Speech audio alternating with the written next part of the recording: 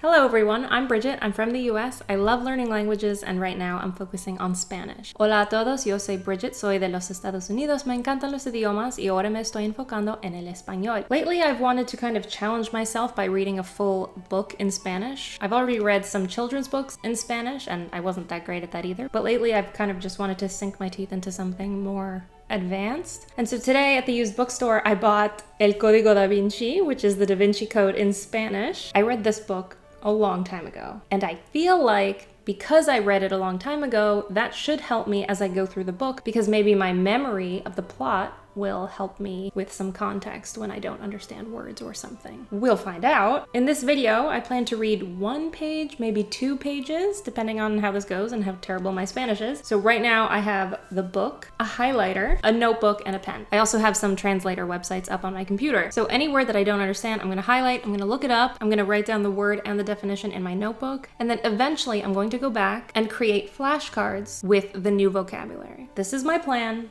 We'll see how it goes. I'm going to start on this page, which is even before the prologue. It's called Los Hechos. I believe that this means the facts, because the phrase de hecho means in fact. Let's see. Facts. Nice. El Priorato de Sion. I know in English is the Priory of Sion. Okay. Sociedad Secreta Europea, fundada en 1099, es una organización real. So the Priory of Sion is a secret European society founded in 1099, is a real organization. En 1975, en la Biblioteca Nacional de París, se descubrieron unos pergaminos conocidos como les dossiers secrets. Oh, this is French. Les dossiers secrets. I'm gonna stop here though, because unos pergaminos means what? Interesting. It means scrolls, like a scroll that you would open and read. Am I ever going to use this word? Maybe. I love history, so that is some handwriting. Se descubrieron unos pergaminos conocidos como les dossiers secrets, en los que se identificaba a numerosos miembros del Priorato de Sion, entre los que destacaban Isaac Newton, Sandra Botticelli, Victor Hugo, y Leonardo da Vinci. Weirdly, I actually know what the word destacaban means. Destacar means to stand out. I learned this word when I was in Spain, and I've never forgotten it because it seems so useful. So in 1975, in the National Library of Paris, a few scrolls were discovered. Unos pergaminos conocidos, so like known scrolls. Oh, conocidos como, so like known as les dossiers secrets, ignore that pronunciation, in which a number of members were identified from the Priory of Sion. And some of the names that stand out from that list of names: Isaac Newton, Botticelli, Victor Hugo, and Da Vinci. La Prelatura Vaticana. The prelature. I'm not even going to bother learning that word because I'm never going to use it. La Prelatura Vaticana, conocida como Opus Dei, es una organización católica de profunda devoción que en los últimos tiempos se ha visto inmersa en la controversia. I'm reading like a first grader. Que en los últimos tiempos se ha visto inmersa en la controversia a causa de informes en los que se habla de lavado de cerebro. Is that like brainwashing? Lavado de cerebro. Uso de métodos coercitivos y de una peligrosa práctica conocido como mortificación corporal. So that was a lot. It's saying that this group called Opus Dei is a Catholic organization of deep devotion, which recently has been seen to be immersed in the controversy due to informants, reports, de informes. So this group is immersed in controversy because of reports talking about brainwashing, coercive methods, and a dangerous practice known as, mortification. Bodily mortification? I'm not 100% sure what that even means in English. El Opus Dei acaba de culminar la construcción de una de sus sedes con un coste de $47 millones en Lexington Avenue, New York.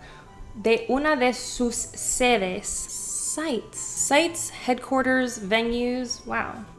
Opus Dei has just finished construction on one of their sites or one of their headquarters with a cost of $47 million on Lexington Avenue in New York. Todas las descripciones de obras de arte, edificios, documentos y rituales secretos que aparecen en esta novela son veraces. Veraces, I can assume means true, but I haven't actually learned that word. Veraces, truthful or accurate. Okay.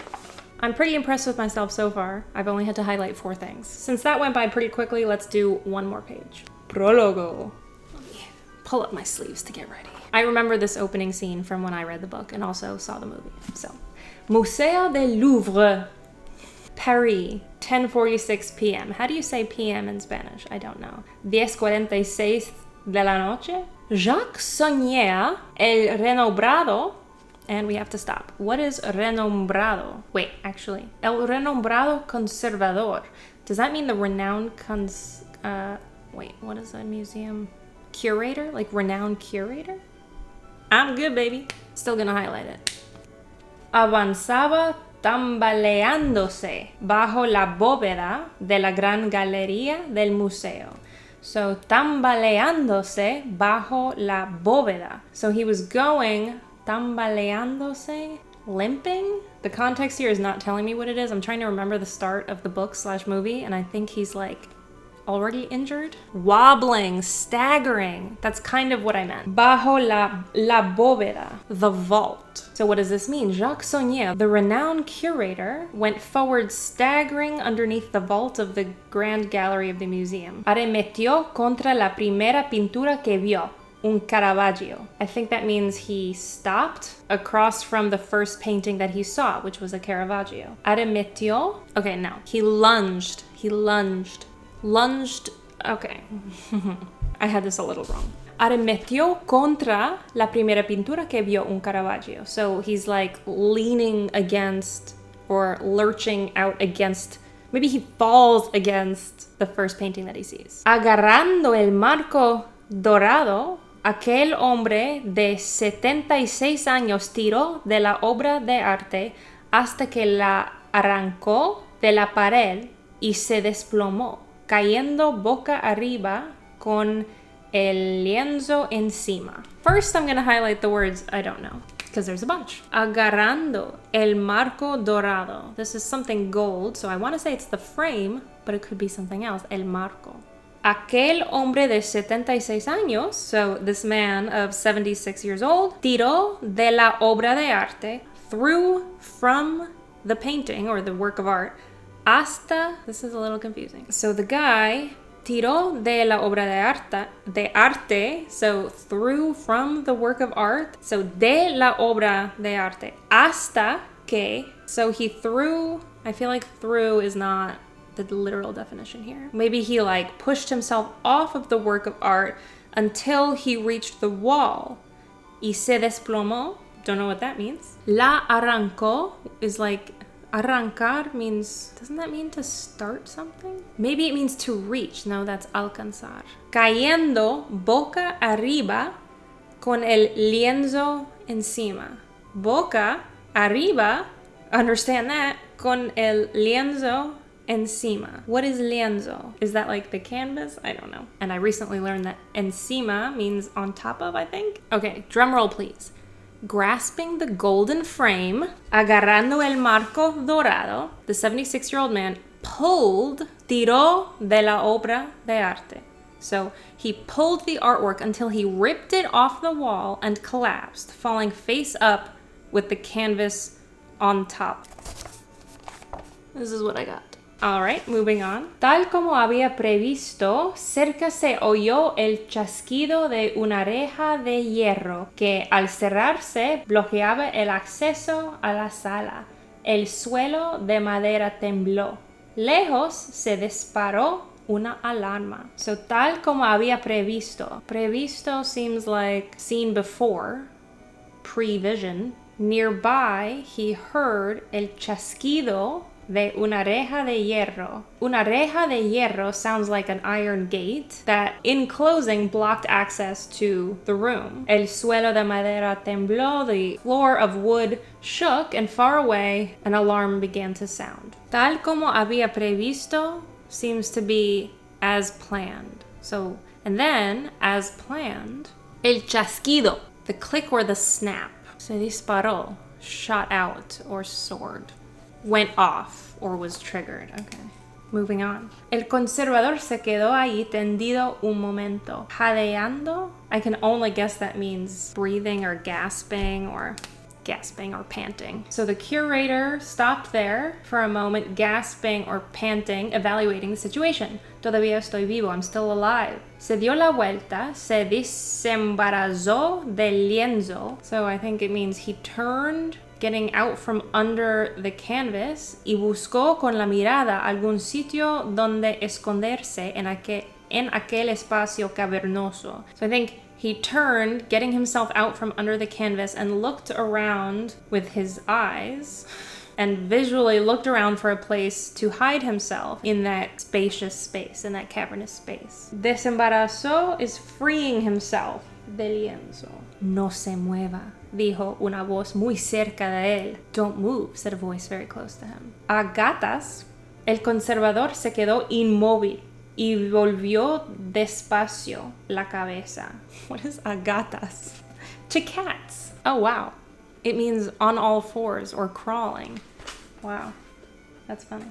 So on all fours, the curator froze and turned his head slowly. A solo 5 metros de donde se encontraba, del otro lado de la reja, la imponente figura de su atacante le miraba por entre los barrotes. Again, I can just guess based on context what this is saying. So just 5 meters de donde se encontraba, where he found himself.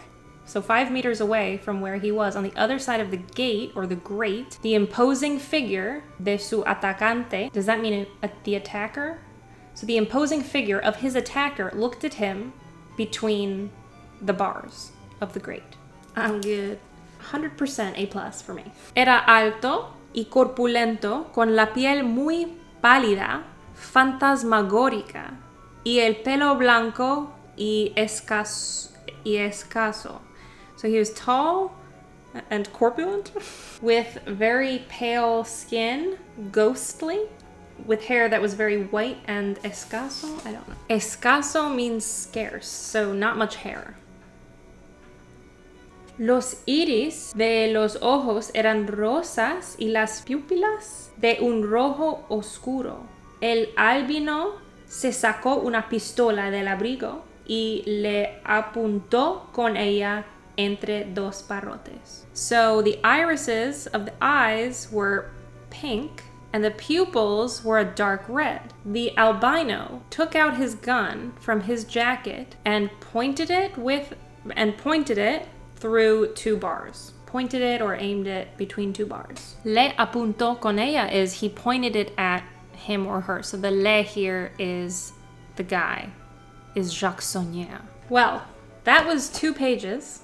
There was plenty that I didn't know on this page. Looking at everything that I've highlighted now, I'm like, oh, obviously that's what that meant. But hindsight is 20/20. I think that this is going to be helpful for me. As I mentioned, I'm going to create some flashcards with all the new vocab. I'm not the best with flashcards, but I'm going to have to figure out a way to get these to stick in my mind. But I do think that this will be helpful. And I think it's great to go through a book like this because at the end of every page, you have a whole new vocab list for yourself that you get to learn and study. And I'm hoping that a fast-paced book like The Da Vinci Code with its twists and turns and mysteries will help motivate me to keep going and moving forward just to find out what happens, even though I know what happens. But there's magic in the written word, and I love getting lost in a good book. Not that I'm saying this is a great book or anything, but it's a book I know. If any of you language learners out there have any tips or tricks on how to best use a book to help you improve your language and your vocabulary, let me know. Thanks for hanging out with me for these 2 pages, and I will see you guys in my next video.